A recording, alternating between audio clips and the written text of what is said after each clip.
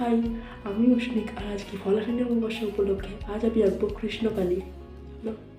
ভবানী বলে ভবে যাব চলে, মনে ছিল এ বাসনা।